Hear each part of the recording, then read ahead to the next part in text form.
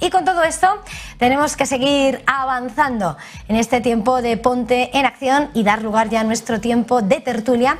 Y para eso nos acompañan a esta hora Fernando Luque, editor jefe de Morning Star. Fernando, muy buenas. Hola, buenos días, Eva. Y también Jaume Puig, el CEO y CEO de GVC Gaesco Gestión. Jaume, muy buenas. Hola, muy buenas. Agradecido de estar contigo, Eva. Y nosotros de tenerles a los dos hoy un día importante. Los inversores al menos así lo consideran, los mercados están de fiesta, hoy no tienen temores.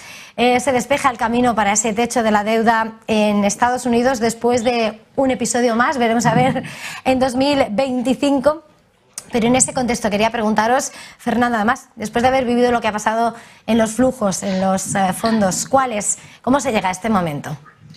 A ver, yo creo que la resolución de este conflicto del techo de la deuda, no digo que estaba anticipado, pero hubiese sido realmente muy dramático llegar a un default de Estados Unidos, ¿no?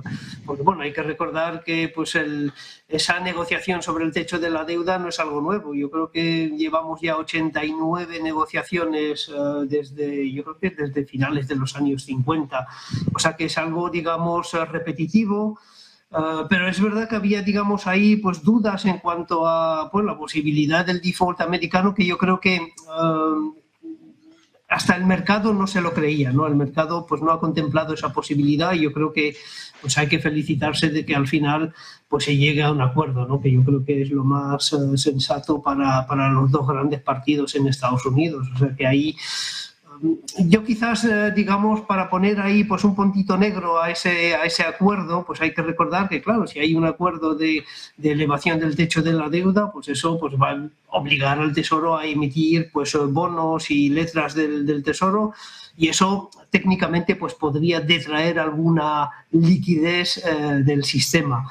Pero yo creo que en general yo creo que es una noticia muy positiva. Jaume, ¿cómo lo veis vosotros? No, vamos por ver. A ver, yo creo que coincido con Fernando con que la noticia era esperada, ¿de acuerdo? A ver, yo en todos los últimos años solo he visto un año que esto causara un impacto negativo en el mercado, que fue en 2011, en verano 2011, donde se alargó la incertidumbre. Más allá, esto es una negociación recurrente, el PIB va subiendo históricamente, con lo cual los techos de deuda se tienen que ir subiendo. Y aquí en este caso, bueno, ahora ya está, pero quiero decir, igual había algo menos de expectativas, porque, claro, cuando en el pasado, cada vez que lo han tenido que demorar unos días, sale la típica noticia, por ejemplo, de el parque de Yellowstone ha tenido que cerrar porque durante unos días no puedes pagar a los empleados, este tipo de noticias.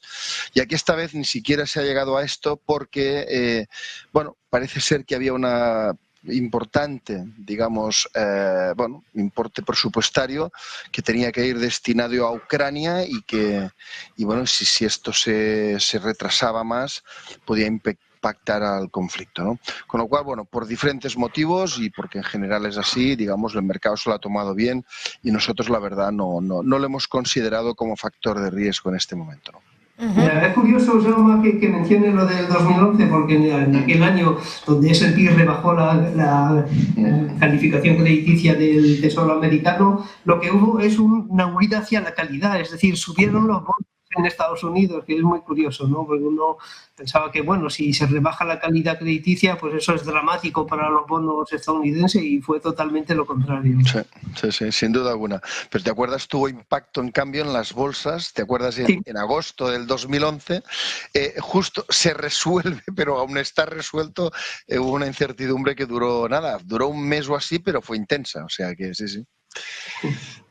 Nada más, el techo de deuda, nadie se lo quiere creer porque al fin y al cabo el otro día aquí en Negocios Televisión, en La Magia de la Bolsa, de hecho destripaban dónde está repartida esa deuda. El 22,8, si no recuerdo mal, está en las propias manos de los Estados Unidos y el resto queda fuera. Japón, China en segunda posición, Reino Unido también estaba, Brasil en ese dibujo. Está claro que es que esa solvencia, ese rating, que de hecho alguna agencia tardó, pero bueno, llegó a decir, bueno, perspectiva, vigilancia negativa. Nadie la quiere, pero claro, hay que llevar el examen hasta el final, porque evidentemente los primeros tenedores son los demás, ¿no? Entonces, ¿cuál es esa repercusión realmente y cómo medís, ¿no? Lo que es la urgencia, hasta qué punto la duda que podía existir en el mercado?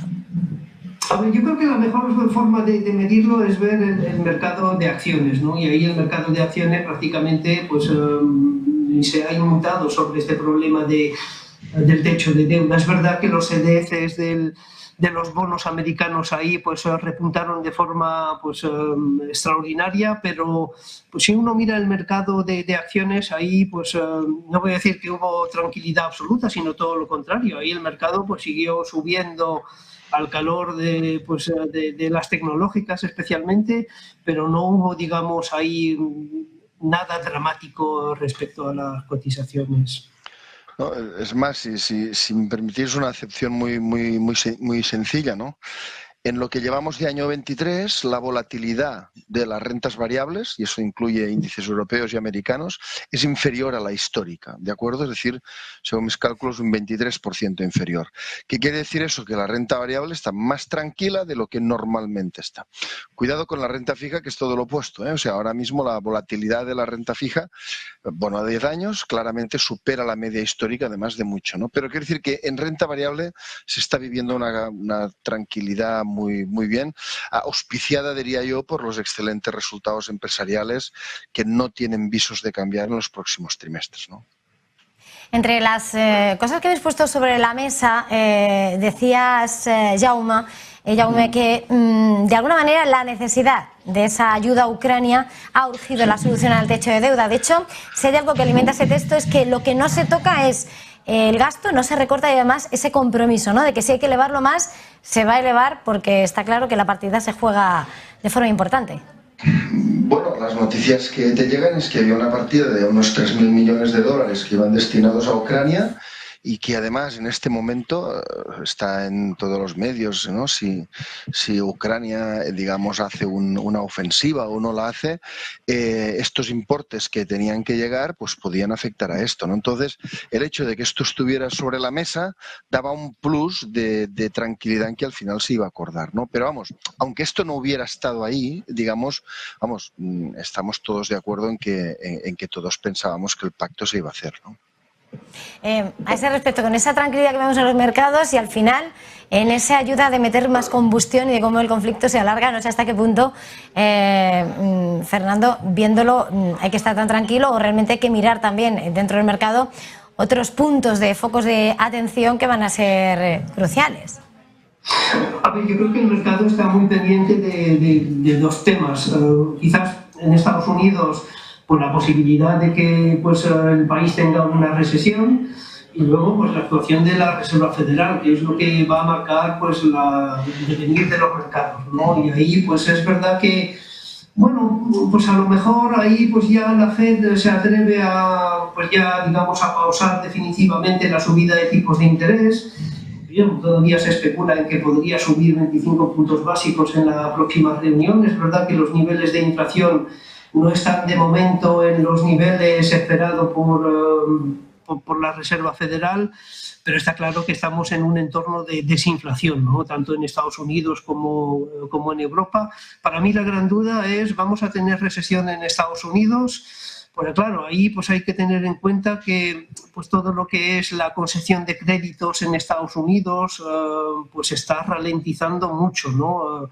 Y eso de alguna forma sí que podría, no voy a decir precipitar, pero sí adelantar esa tan temida recesión en Estados Unidos, ¿no? No voy a hablar de los indicadores de inversión de la curva.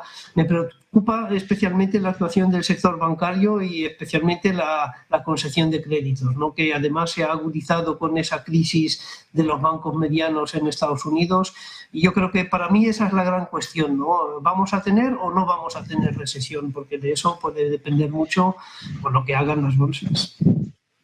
¿Está de acuerdo? Esa ralentización del crédito junto con esas subidas de tipos son de alguna manera los que van dibujando, ¿no? Lo que puede señalar soft landing, no tan soft, esa recesión. Bueno, yo aquí distinguiría un poco lo siguiente, ¿no? Es decir, para mí lo determinante no es hasta dónde suban los tipos cortos, lo que se llama el terminal rate, ¿no? Es decir, dónde van a acabar, ¿no? Lo que hemos visto es que los tipos de interés pueden seguir subiendo más, tanto en Estados Unidos como aquí. ¿Por qué?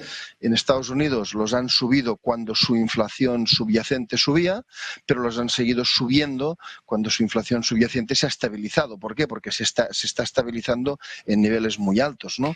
5,5, 5,6, 5,7 y la estabilización es abajo, ¿no?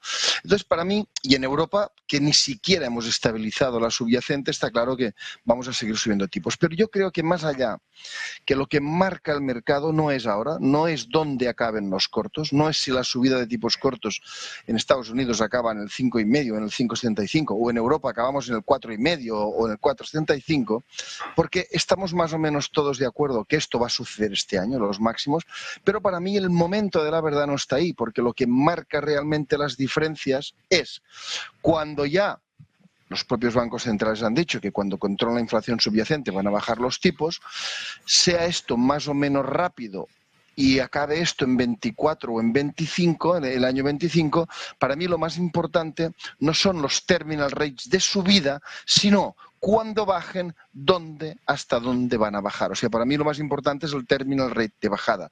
Es decir, ¿se van a parar las bajadas en el 3,5% en los tipos cortos o se van a parar por debajo, ¿no? Entonces, esto sí. Lo que ocurre que que es el momento de la verdad, esto van a ser los mensajes que den los bancos centrales cuando los tipos ya estén bajando para ver dónde acaban. Porque claramente, si acabaran en el 3,5%, pues por ejemplo, la renta fija todavía tiene un margen de caer muy fuerte, la renta fija a largo plazo, ¿no? Entonces, pero este debate yo creo que va a ser más de 24 o incluso 25 que no de 23. Para mí, donde acaben los terminal rates de subida tiene mucha menos importancia que donde acaben los terminal rates de bajada, que para mí es la clave del mercado ahora mismo, ¿no? Sí, también, Rauma, pues la duración de esa pausa, ¿no? Porque está claro porque habrá una pausa. Pero ahí nadie sabe cuánto durará esa pausa. A ver, es difícil, ¿no?, estimarlo, ¿eh? Pero es verdad que el mercado de bonos ya pues anticipa pues caídas de tipos de interés casi adelantándose a la hoja de ruta de la FED, ¿no? Entonces yo creo que esa pausa también tiene sus incógnitas, ¿no? De cuánto va a durar. Pues claro, eso también podría afectar pues a tanto los mercados de bonos como a los de acciones. Sí, sí, sin duda. Y la propia FED, fíjate que está diciendo, bueno, cuidado, voy a bajar, pero vamos a ver el ritmo. O sea, es decir, está como dando mensajes de que el ritmo a lo mejor es mucho más lento de lo que el mercado anticipa, ¿no? Sí, sí, sin duda alguna.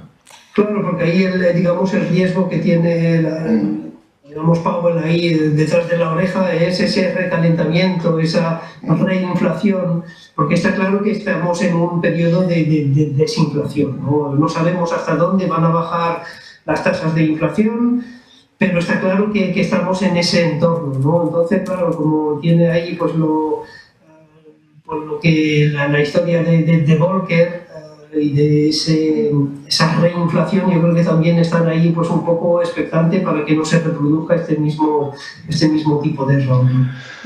Sí, sí. Yo, si me permitís, diría una cosa. Nosotros este año llevamos 140 reuniones con empresas cotizadas de todo el mundo, de muchos sectores, muchos países, y una cosa que estamos notando es que las empresas no bajan precios. O sea, os explico rápidamente, ¿no? Nosotros con las conversaciones con ellos les decimos, de acuerdo, los costes laborales están subiendo, pero están bajando costes como energéticos, como de materias primas, como de transportes, containers, etcétera, etcétera. Entonces, una de las preguntas es, bueno, ¿y en qué momento vais a reflejar esto en el precio de venta? Y os tengo que decir que estas empresas de muchos países distintos y de muchos sectores distintos no hemos visto ninguna intencionalidad a corto plazo de bajar precios, de precio de venta, ¿no? Lo cual quiere decir que ese viaje es decir, la propia empresa podría hacer que la caída de la inflación subyacente fuera algo menor o a menor ritmo de lo que podría ser, ¿no?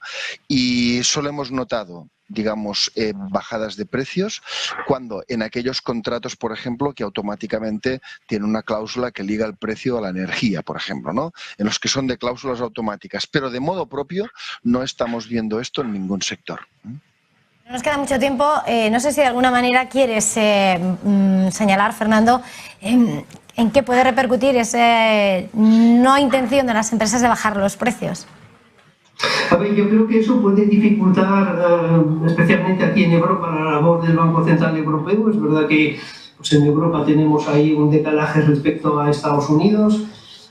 También en cuanto a salarios, ¿no? Porque en algunos países los salarios están indexados a la inflación y eso también dificulta el hecho de ver una inflación al 2%, como espera el Banco Central Europeo. Ahí pues hay, digamos, más trabajo en Europa que en Estados Unidos, y ahí es verdad que pues el ciclo de subidas de tipos pues todavía no se ha agotado en Europa, ¿no? Entonces ahí yo creo que el Banco Central Europeo va a seguir pues apretando la tuerca de las subidas de tipos, pero yo creo que también estamos ya casi al final también en Europa, porque claro, ya vemos a Alemania pues entrando en recesión y eso también pues de alguna forma pues debería aflojar las pretensiones del Banco Central Europeo de seguir subiendo agresivamente los tipos. Pues se nos acaba el tiempo. Ha sido un verdadero placer, además todo lo que habéis interaccionado. Fernando Luque, editor jefe de Morningstar, y Jaume Puig, CEO y CEO de GBC Gaesco Gestión. Gracias, ha sido un verdadero placer. Feliz jornada, feliz negocio. Muchas gracias. Hasta luego.